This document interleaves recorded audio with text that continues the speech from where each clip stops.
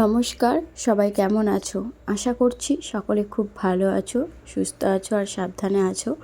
তোমাদের আশীর্বাদ আর ভালোবাসাতে আমি মোটামুটি আজকের দিনে আমি মোটামুটি আছি। তার কারণ হলো আজ সেই ভিডিওটি তোমাদের সাথে শেয়ার করছি যে দিনটিতে আমার বড় জেঠু মারা গিয়েছিল, মানে গত মঙ্গলবারের।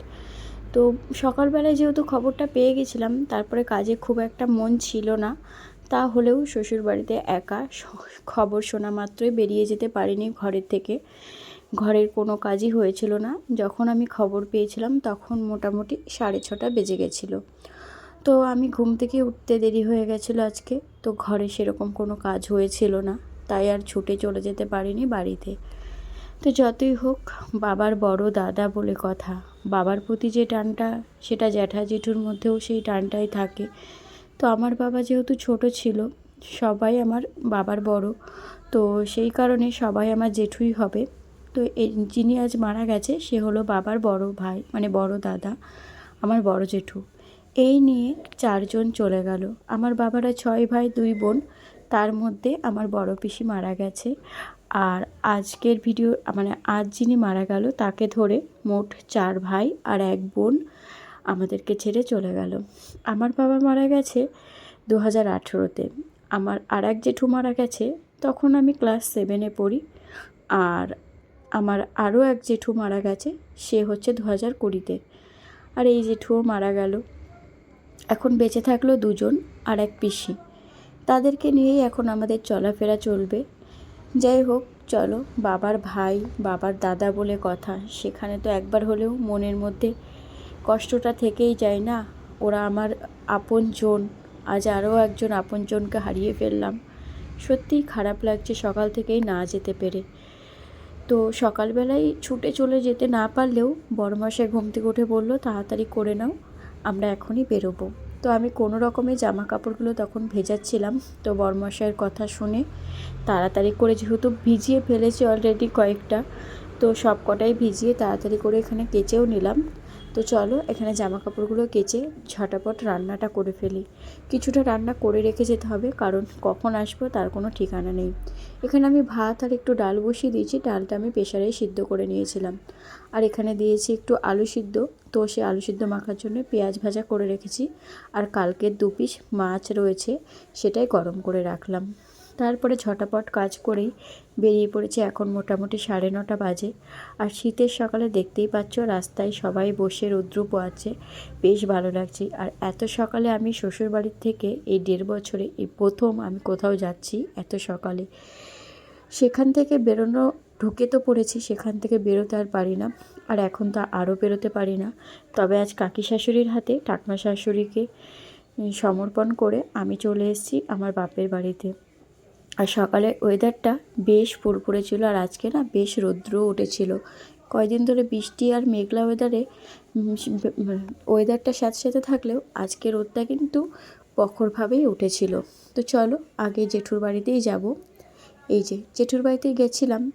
তারপরে আমরা যাওয়ার অনেক বাদে জেঠুকে এই যে এখন শ্মশানে নিয়ে যাবে বলে বার করে এনেছে। এটা হলো আমাদের কালীবাড়ি, এখানে একটু নামানো হয়েছে, এখান থেকে ওনাকে নিয়ে যাবে।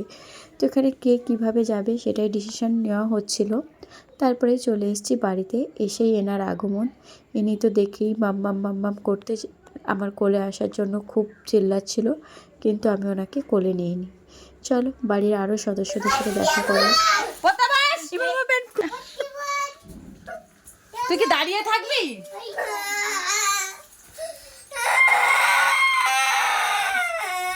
আমি এটা কাল দেব।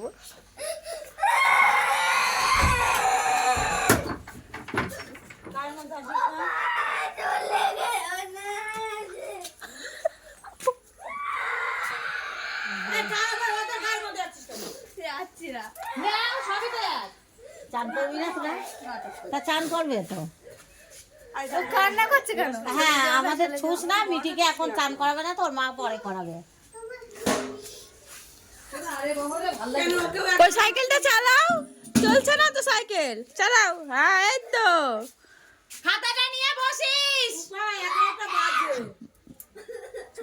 3 বার লিখতে হবে, হিসাব আছে তো? যা মিঠিকে করতে হবে।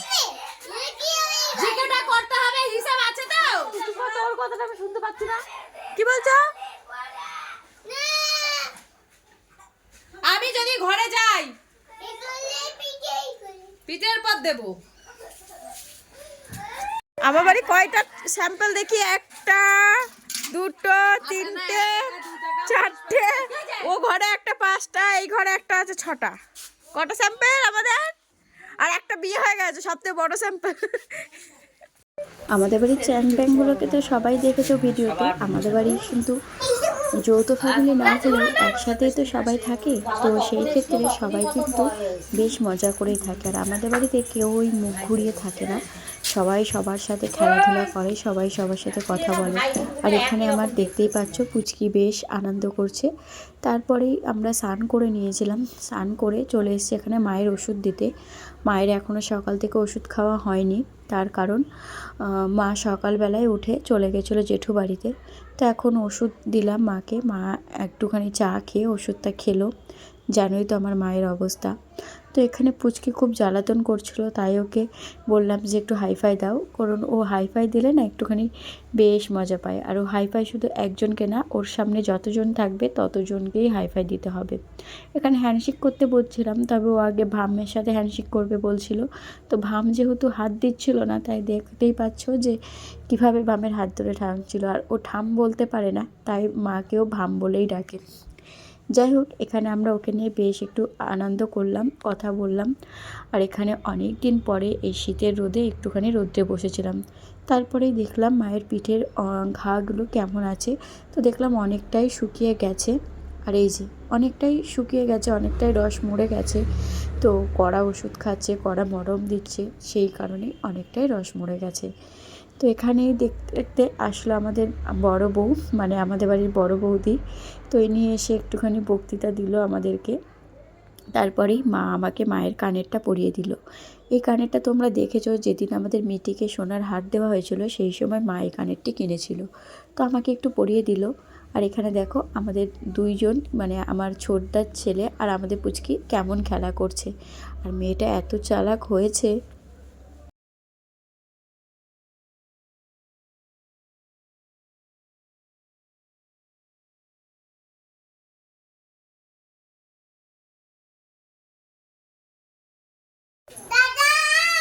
ভালো লাগছে কানেরটা আমার, মাঝখানেটা।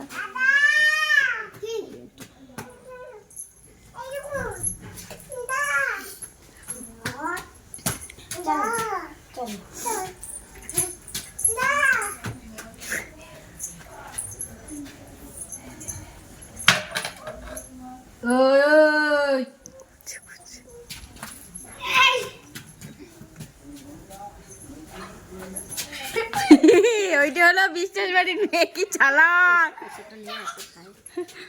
ইয়েটা ডিব্বাটা না, খুব চালাক। ওরে মনের দুঃখে কই যাস?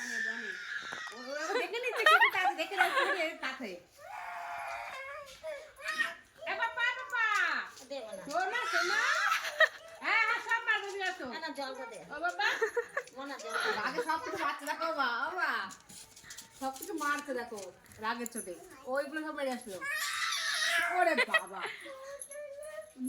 এবার দর দেবা। স্টেপ দাও।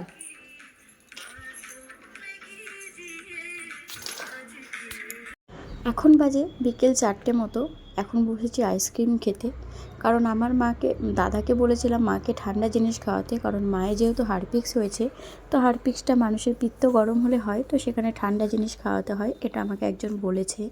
তা দাদাকে আমি আইসক্রিম, মানে ঠান্ডা ডাবের জল টল খাওয়াতে বলেছিলাম। দাদা এখানে ঠান্ডা হিসেবে মায়ের জন্য এক গাদা আইসক্রিম নিয়ে এসে বসেছিল।